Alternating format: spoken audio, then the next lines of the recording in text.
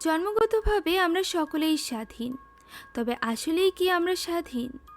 আজ আমি জাপানের এমন একটি স্কুলের গল্প আপনাদের জন্য নিয়ে এসেছি, যে স্কুলে ছিল অদ্ভুত কিছু রুল, এবং সেখানকার টিচাররা কোনো সাধারণ টিচার ছিল না, বরং ছিল নৃশংস কসাই। এই ভয়ঙ্কর স্কুলের রুলসগুলোর থেকে স্টুডেন্টরা কিভাবে বাঁচবে, চলুন আজকের গল্পের মধ্য দিয়ে জানা যাক। শুরুতেই আমরা একটি বই দেখতে পাই, যেখানে পান্তা নাওয়াতিয়া স্কুলের নিয়মাবলী লেখা ছিল। আর এরপর আমরা একটি কণ্ঠ শুনতে পাই। কণ্ঠটি আমাদেরকে বলছিল যে প্রত্যেক জিনিসেরই একটি নিজস্ব নিয়ম আছে। নিয়মগুলো সবার জন্যই ভালো হয়, তবে এই নিয়ম মাঝে মধ্যে এমন বেশি হয়ে যায় যা আমাদের জন্য চাপের হয়ে দাঁড়ায়। আর ঠিক তখনই পরিবর্তনের দরকার হয়। এখন আমরা একটি মেয়েকে এই স্কুলের গেটের ভেতর প্রবেশ করতে দেখতে পাই। সেই স্কুলে ঢুকতেই সব কিছু সাদা কালো হয়ে যায়। সে তখন অদ্ভুত একটি হাসি দেয়, আর এরপর মেয়েটি একটি ক্লাসে গিয়ে বসে পড়ে, যেখানে সবাই যন্ত্রের মতো বসে ক্লাস করছিল। মেয়েটি তার পাশে থাকা মেয়েটিকে বলে তার নাম ন্যানো। মেয়েটির নাম কি?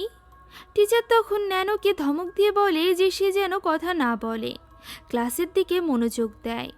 কিছুক্ষণ পর সেই মেয়েটি ন্যানোকে বলে তার নাম হলো মি। হঠাৎই মির হাত থেকে একটি লাল রঙের লিপস্টিক পড়ে যায়। সে তড়িঘড়ি করে তা তুলে নেয়। টিচার তাকে অন্যদের বিরক্ত করতে মানা করে ক্লাসে মন দিতে বলে। হঠাৎই একজন টিচার এসে বলে আজকে ঊর্ধ্বতন কর্তৃপক্ষ থেকে তাদের সব জিনিসপত্র চেক করার জন্য বলা হয়েছে। একথা শুনে ন্যানো তড়িঘড়ি করে তার ব্যাগটি নিজের বুকের সাথে আঁকড়ে ধরে। টিচারের সাথে আসা একজন ছেলে তার ব্যাগটি টেনে নেয় চেক করার জন্য, যা দেখে ন্যানো বলে যে এসব করা মানুষের ব্যক্তিগত স্বাধীনতায় হস্তক্ষেপ করা ছাড়া আর কিছুই নয়। তখন টিচার এগিয়ে আসে এবং বলে নিয়মের উপরে কোনো কথা হয় না, আর এই স্কুলের নিয়ম হলো টিচাররা যা বলবে শিক্ষার্থীদের তা মানতে হবে। এটা করতে শিক্ষার্থীরা বাধ্য। একথা বলে সে ন্যানোর ব্যাগটি চেক করে, তবে এই ব্যাগে তারা কিছুই পায় না, যাতে তাদের আপত্তি আছে। এখন ওই টিচার ন্যানোকে সাবধান করে সেখান থেকে চলে যায়। আমরা লক্ষ্য করি যে এই স্কুলের টিচারদের কোনো নাম নেই। টিচারেরা নিজেদেরকে টিচার এ, টিচার বি বলে ডাকছিল, যে ব্যাপারটা খুবই অদ্ভুত ছিল। এখন টিচার চলে গেলে ন্যানো তার ব্যাগ থেকে টকটকে লাল রঙের লিপস্টিক বের করে ঠোঁটে মাখে। মি তাকে সাবধান করে, কিন্তু ন্যানো তার কথায় পাত্তা দেয় না। পরবর্তী দৃশ্যে আমরা দেখতে পাই স্কুলের শিক্ষার্থীরা সব ডাইনিং হলে বসে লাঞ্চ করছে।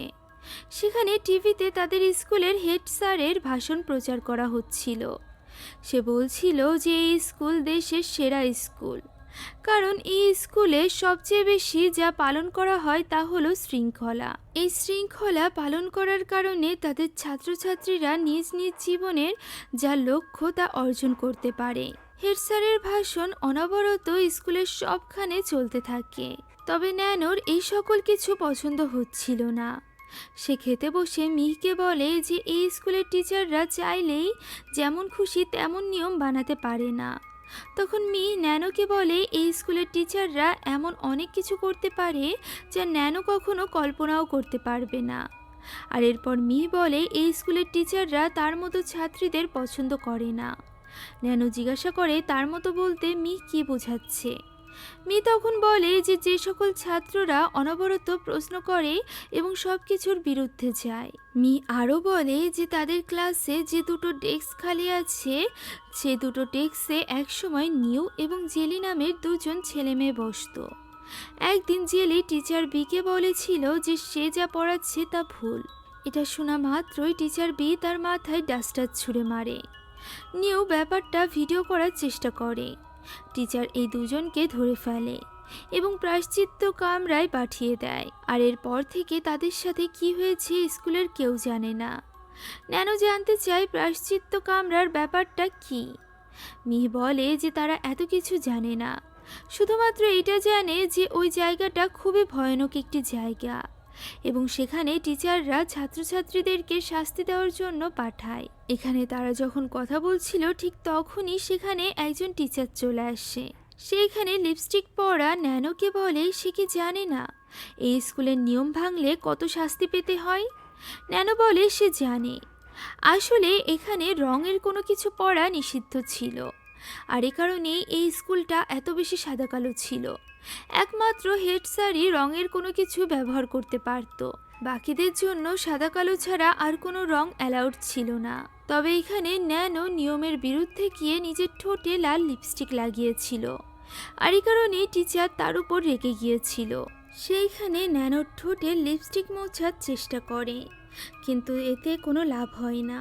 টিচার বলে যেহেতু ন্যানো নতুন, তাই তাকে তেমন কোনো কঠিন সাজা দেওয়া হবে না।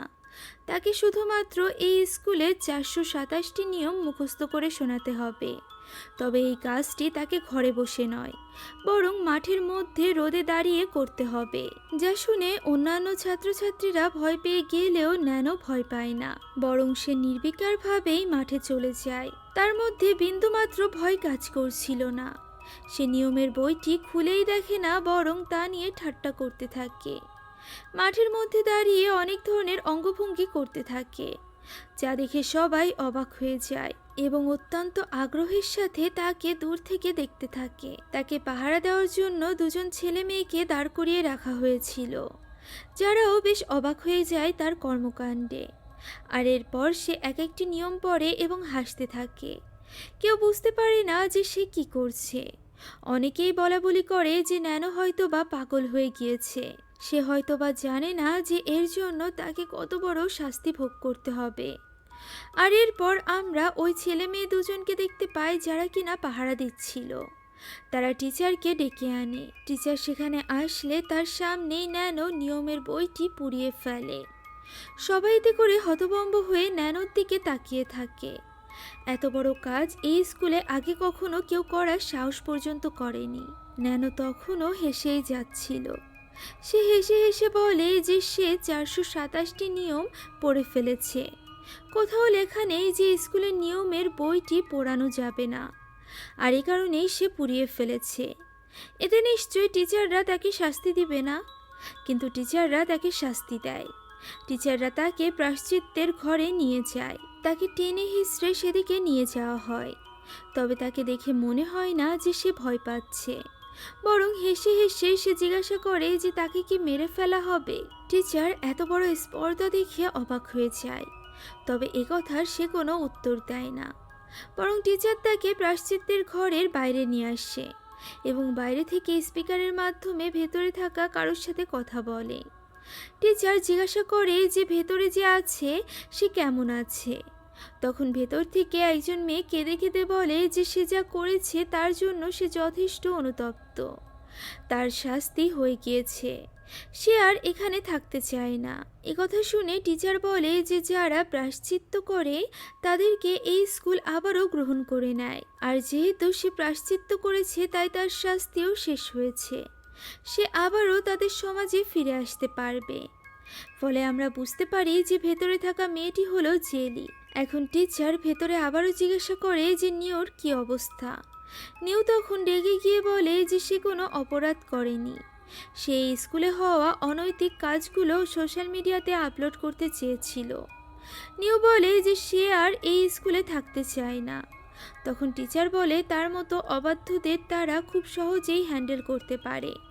তারা শুধুমাত্র একটি কালো তালিকা তৈরি করে সেখানে তার নাম লিখে দিবে, আর সেটা সবখানে ছড়িয়ে দিবে। তখন সে কোনো স্কুল বা ইউনিভার্সিটি কোথাও পড়তে পারবে না, এমনকি কোথাও চাকরিও পাবে না। এ কথা শুনে নিউ ভয় পেয়ে যায়। সে বলে যে তারা এই কাজ করতে পারে না। তবে টিচার বলে যে এরকম কাজ তারা এর আগেও করেছে এবং ভবিষ্যতেও করবে। তখন জেলি নিউকে বলে তার কথা মেনে নিতে। এছাড়া নিউর হাতে আর কোনো উপায় নেই। বাধ্য হয়ে নিউ তখন টিচারকে সরি বলে এবং বলে সে যা করেছে তা ভুল করেছে। ভবিষ্যতে সে এমন কিছু সোশ্যাল মিডিয়াতে দিবে না যাতে তাদের স্কুলের বদনাম হয়। তখন সেই কামরার দরজা খুলে যায়। নিউ এবং জেলি টিচারকে এসে ধন্যবাদ জানায় এবং সেখান থেকে বেরিয়ে পড়ে। আর এরপর ভিতরে ঢুকিয়ে দেওয়া হয় ন্যানোকে। টিচার যাওয়ার আগে বলে যে সে যেন এই স্কুলের সব নিয়ম আবারও মুখস্থ করে। টিচার বেরিয়ে যাওয়ার পর তার কানের দুই পাশে বড় বড় স্পিকারে অনেক জোরে জোরে স্কুলের নিয়মগুলো বাজতে থাকে। এই প্রচণ্ড শব্দ কোনো সাধারণ মানুষের সহ্য করার কথা নয়, তবে এতে ন্যানোর কিছুই হয় না।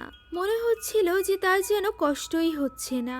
নির্বিকারে সে সেখানে বসে থাকে, যা দেখে মনে হয় যে সে খুব আনন্দে আছে। এখন পরদিন আমরা টিচারকে তার অফিস রুমে বসে থাকতে দেখতে পাই, যেখানে সে ন্যানোর কথা ভাবছিল এবং ন্যানোর লাগানো ওই লাল লিপস্টিকটি লাগানোর চেষ্টা করছিল। এমন সময় সেখানে দুজন ছাত্র চলে আসে, ফলে টিচার ভয় পেয়ে লিপস্টিকটি লুকিয়ে ফেলে। ছাত্ররা এখানে টিচারকে এসে বলে যে স্কুলে একটি সমস্যা হয়েছে। দেখা যায় আজও ন্যানো সবুজ রঙের অর্থাৎ রঙিন একটি ফিতা পরে এসেছে, যা এই স্কুলের নিয়মের বহিরাভূত। এমনিতেই ছাত্ররা তাকে দেখে অবাক হয়ে গিয়েছিল, এর উপর আবার রঙিন ফিতা। ছাত্ররা অবাক হয়েছিল, কেননা তাকে প্রায়শ্চিত্তের ঘর থেকে এখনো পর্যন্ত মুক্ত করা হয়েছে বলে তারা জানতো না, অথচ সে তাদের সাথে ক্লাসে চলে এসেছিল, তাও আবার একটি রঙিন ফিতা পরে।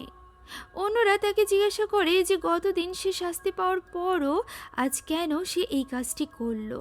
উত্তরে ন্যানো বলে যে সে কোনো শাস্তি পায়নি, তাকে শুধুমাত্র স্কুলের নিয়মগুলো শোনানো হয়েছে।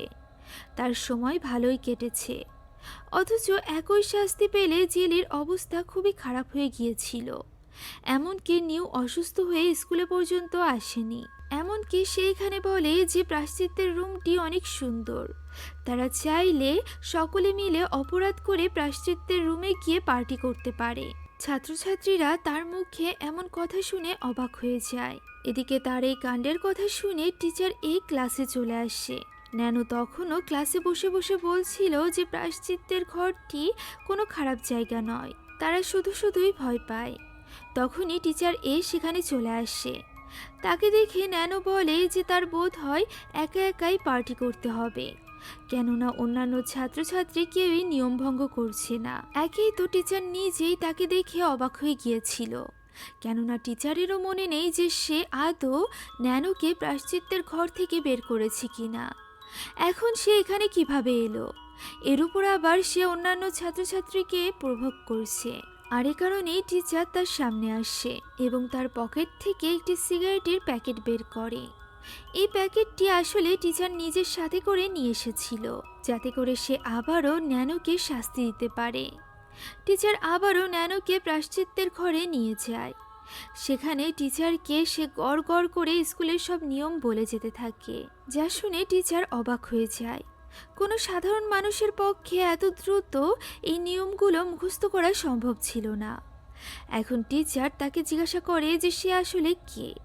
ন্যানো উত্তরে বলে যে সে স্কুলের একজন সাধারণ ছাত্রী, যার নাম হলো ন্যানো। টিচার বলে সে এভাবে বেশি দিন টিকতে পারবে না, আর এরপর তার উপর আবারও অত্যাচার করতে শুরু করে। কড়া আলো তার চোখের সামনে জ্বলতে নিভতে থাকে, তবে তাতে সে মোটেও ভয় পায় না। পরদিন স্কুলে ন্যানোকে নিয়ে বেশ হাসাহাসি করা হয়, কারণ হলো সে তার চুলগুলো বেগুনি রং করে ফেলেছিল, অর্থাৎ সে আবারও প্রায়শ্চিত্তের রুম থেকে ক্লাসে চলে এসেছিল। কিন্তু কিভাবে? কেননা প্রায়শ্চিত্তের রুম থেকে টিচার তাকে বের করেনি, কারণ সে নিজের ভুল স্বীকার করেনি। তাহলে সে এখন ক্লাসে কিভাবে আসলো? এর উপর আবার নিজের চুলকে বেগুনি রং করে। সবাই এখানে ন্যানোর সাহস দেখে অবাক হয়ে গিয়েছিল, এরপরও তার এই রং দেখে হাসাহাসি করছিল। ন্যানো এই ব্যাপারটিকে খুব মজার ছলেই নেয়। এমন সময় টিচার এবং বি সেখানে চলে আসে। তাকে আবারও শাস্তিস্বরূপ ওই প্রায়শ্চিত্তের ঘরে নিয়ে যাওয়া হয়। টিচার এবারও তার অদ্ভুত ব্যবহারে অবাক ছিল, আর এ কারণেই সে আবারও তাকে প্রশ্ন করে যে সে আসলে কে। ন্যানো বলে তারা কেন বারবার তাকে একই প্রশ্ন জিজ্ঞাসা করছে। তার নাম ন্যানো। এবার টিচার জিজ্ঞাসা করে যে সে আসলে কি চায়। ন্যানো বলে নতুন প্রশ্ন শুনে সে খুশি হয়েছে। সে যা চায় তা হলো টিচার বি যেন মেনে নেয় যে সে ভুল পড়ায়, সেই সাথে তারা সবাই যেন মেনে নেয় যে এই স্কুলটি ভালো নয়। এই স্কুলে ছাত্রদের ভালো করার নাম করে বাজে সব কাণ্ড ঘটে, যা ছাত্রদের মোটেও ভালো করে না। তারা যেন এটাও মেনে নেয় যে তার পকেটে কোনো সিগারেট ছিল না, টিচার ইচ্ছা করে তাকে এখানে ঢুকিয়েছিল। একথা শুনে টিচার প্রচণ্ড রেগে যায় এবং একটি ছুরি বের করে তখনই ন্যানো জিহ্বা কেটে দেয়, কেননা ন্যানো অনেক কথা বলছিল। এবার ন্যানো চুপ করলেও তার ভেতরের প্রতিবাদী ন্যানো শান্ত হয় না। সে টিচারের দিকে